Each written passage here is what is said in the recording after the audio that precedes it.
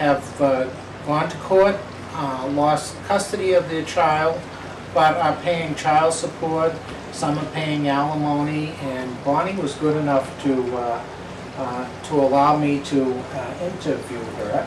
And I just want to say what I'm going to do is the court process is public record, so there's nothing here that I'm going to ask you about that cannot be under normally if somebody wanted to through public domain. I'll try not to. And anything you do not want to answer, you just tell me, you say, Father, I'd rather not.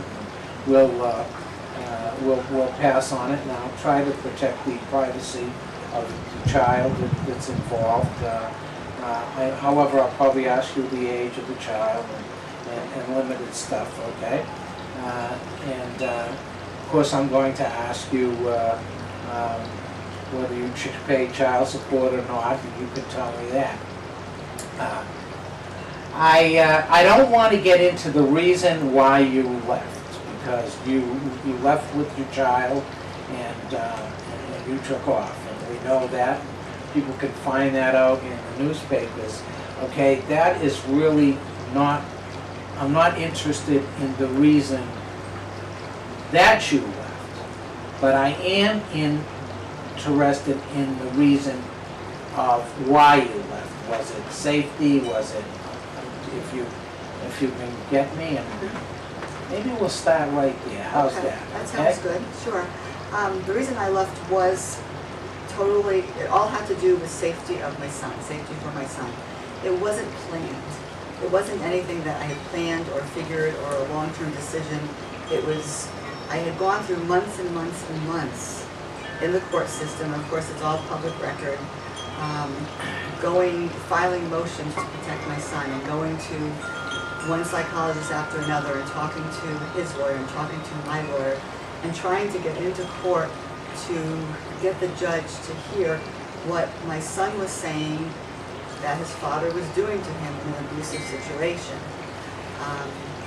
So what I'm hearing, and this is what I'm really digging at, you felt that the court system, you were not, the justice system wasn't giving you the protection necessary for your comfort while you were going through it, whether the divorce or whatever you were going through.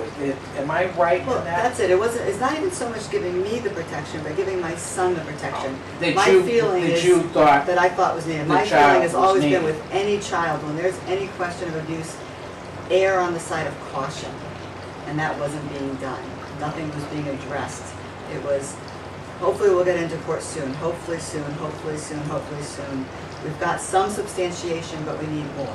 We got a little more, but then we still need more than that. So it was just dragging and dragging and dragging to a point where my son was, the emotional and mental turmoil that was going on with him, and the phrases of what was happening to him that were coming out of his mouth. He was only 3 years old. I just, You felt my only concern was protecting my child, was protecting the child. getting him out of a situation that was harming him. And in this, what you did was you took off. Is that right? Well, actually, first what I did is I went down, I'm not sure if everyone knows, I went down to Florida first because that's where my family lives, to get some more help, to get another insight. Hired a new attorney, hired a new psychologist, people that didn't know us, didn't know my ex's family, didn't know the situation, complete, independent, unbiased people to join the case. And they all came up with the same thing. Something's going wrong, you're not getting the justice, your son is being abused, you've got to do something to protect him. And it just seemed to escalate beyond all control. Again, I had never planned to leave, but then I just reached a point one week, one group of days, and I looked at him and knew that nothing was going to happen to save him, and I just chose in that moment that I'm going to get him out of here, and I'm going to raise him in a healthy, safe, abuse-free environment. And during this time, it's really important to know, I was still in touch with attorneys and authorities here. We were trying to negotiate for, people keep saying my safe return, it's his safe return. It was all about him. Yeah, this is what I want to try to clarify, okay, on cases. And yours is the case here in Connecticut that I was most interested in. There are other similar cases that happen, and some usually end up better than yours, which we'll get into. But this period, this has existed over how many years now? We're in a total of 13 years now. 13 years. Yeah. How many years did you have your child with you? Well, of course, up until the time we left, he was with me, so he was So- almost 4, and then Okay. 5 years after that. So you had your child with you until he was 9. basically 9 years old, Yes.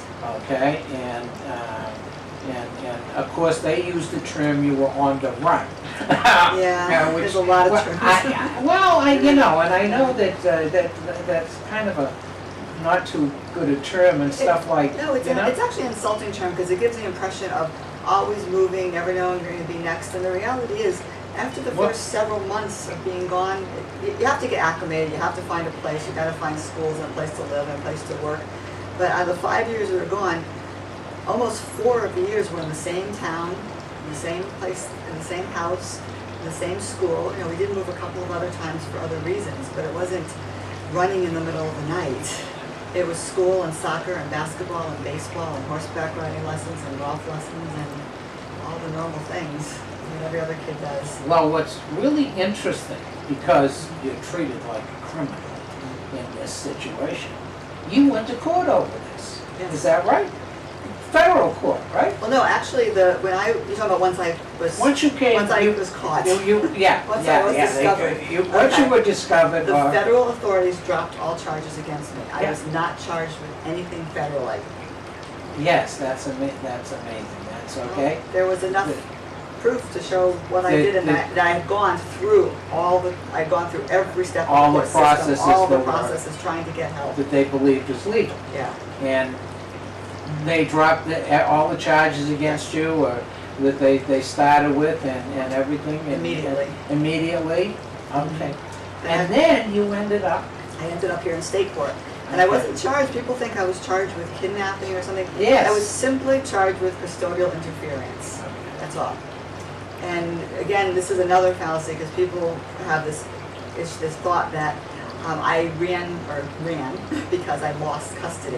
When I left for Florida to get help, I still had custody. It wasn't until after I had, as they put, disappeared, that custody was transferred. And it was only transferred not because my ex was ever going to get sole custody, because my son's attorney testified in my trial that she was never going to suggest that he have any custody at all. She was going for me to have sole custody.